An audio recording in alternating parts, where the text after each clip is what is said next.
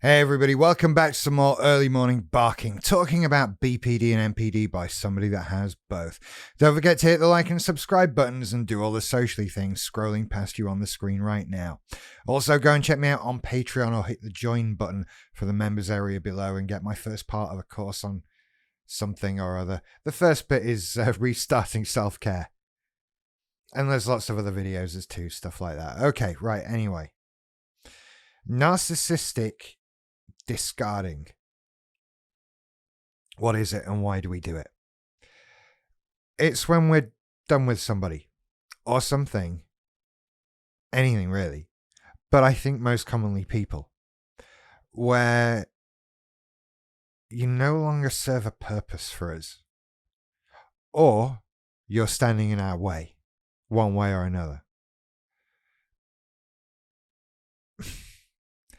This falls into a weird category, right? Now, if somebody is, how do I put this? Right. If there's something I want out of life and somebody's stopping me getting it, or the presence of somebody, or something, anything, whatever, is standing in my way, and I really want that thing, then, yeah, arguably, you have a right to get on and get your thing that you want, right? Why the hell not? That's kind of not quite what we're talking about. This is closer to a split than that. And it comes with total devaluation and possibly even a little resentment towards something. Right? Maybe you start to really hate that job because it doesn't give you the time off that you want. And yeah, okay, you've got to look for a job that gives you the time off that you want, but at the same time, the extreme of emotion that comes out in this and the level of disregard and hatred can make it a damaging thing, because we start to not care, we start to devalue, we start to wipe away good things. And when it's a person, we can just start treating them like garbage, right? I mean, it's difficult to treat a job like that, but if it's a person we're discarding, then it's so easy to just treat someone like rubbish. You know, because there's that other way. Okay, what if they're standing in our way? But what if they just don't serve us anymore, one way or another? If we have MPD, it's entirely likely that we have some people in our lives that in some way validate us, that give us the praise we require, that give us the attention we require, all of that. Maybe they've stopped doing that. Maybe they stopped making us look good by association. There's all kinds of narcissistic reasons we could choose to just be done with somebody. And that's what it is. It's not a falling out. It's not a disagreement. It's not even a drifting apart. It's a done. It's a brick wall. Everything changes. Everything is done with. And I hated you anyway. I wanted you out of my life for ages. I wanted to quit this job. I wanted to move away for ages. Everything is garbage. And yeah. So there's a difference between pursuing your dreams, living the life you want to live, etc., all of that, which is very positive stuff, and the way we go about discarding people, things, all kinds of things. That thing is garbage now. I hate my car. I hate my dog. I hate my whatever. All these things that can come out, just done. Brick wall. That's not healthy. That's not how neurotypical people operate. And it's not a benefit in life. It's really not, because you might be moving towards your goal. You might be doing something that benefits you, but you are leaving a wake of damage behind you. You are leaving broken people and hurt people and people who don't like you anymore, and all of this behind you. You're just this wave of breaking things because you've got to get what you want. And woe betide anybody that stands in your way from getting what you want, because what you want is the most important thing in the world. Why compromise on what you want ever? Right? That's the attitude that we have. And so we'll just plow over people. We'll just steamroller them. You're in my way. You're boring me. You don't do anything. Go and stand over there. All of these things. There's so many reasons we've been over in videos of why somebody with MPD might just dislike somebody. And as soon as they do those things, discard, devalue, they could be a challenge to us in some way. They could be better at a thing than we are, that it matters to us that we're good at. There's just so many reasons. So many reasons to do this to somebody. So we discard. Brick wall, that thing's garbage. We attack it. We go for that thing because we want others to hate it too. Right? It's not enough that people like us and praise us. They have to. It's useful if they can hate the same things that we hate. The classic flying monkey thing, right? Everybody, I hate this. You should all hate this too.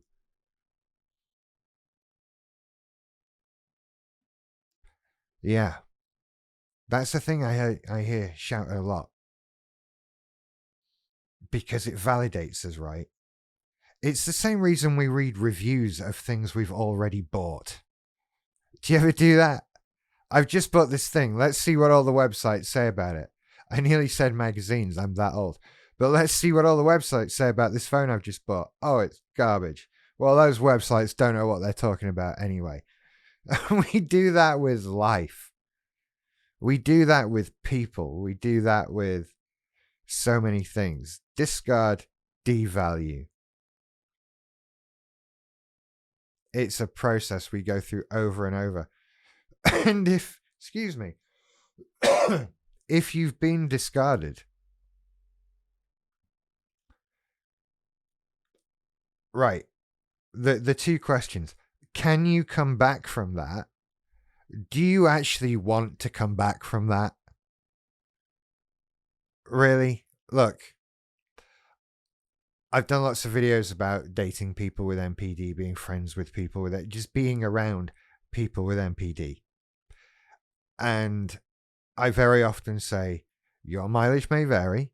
I don't know how your particular narcissist operates and how bearable they are as a human being to be around. And you have to make that decision yourself based on what they put you through and how protected you are against them and their rubbish, right? And when you've been discarded, when you've had somebody just shut you down and devalue you and attack you, should you want to come back from that? Honestly, I don't blame you if you don't. Why would you? Really? It takes a great deal of care for your particular person with BPD to want to come back from that. And do you see, talking to the narcissist, this is the problem, right? Why should people want to come back to us? Why should we want to just cut people down, cut people out? Why would we want to do that? If somebody is in some way in our way, or doing something we disapprove of, whatever, it's our responsibility to ask ourselves, what are they actually doing? Right? How are they actually in our way? Is there a way we can work around this and maintain relationships and friendships and jobs and pets and cars and all these other things? Because destroying everything and walking away, it's not the same thing to do. So why would people want to come back to us? If you've had it done to you, why would you want? I don't know. That one I can't give you an answer. You've been discarded. You've been devalued. And I, for one, would find that really just hurt. That's such a hurtful, horrible thing to do to somebody. And I would find it difficult to truly come back from that. So I don't blame you for that. This is why there are people in my life, right? As you go through therapy, as you get better, as you start finding the things that you did that hurt people, there is a temptation to bring people, try and apologize to people, to fix things, to make amends. And with some people that's possible because it really depends on what you did to them, doesn't it?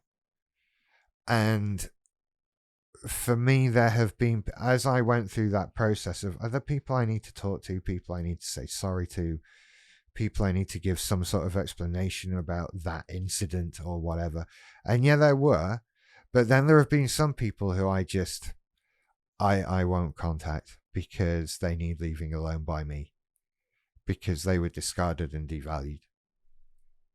And I feel that with my interpersonal relationships and friendships, and that's where I did a lot of damage in the way that I discarded and devalued people and relationships.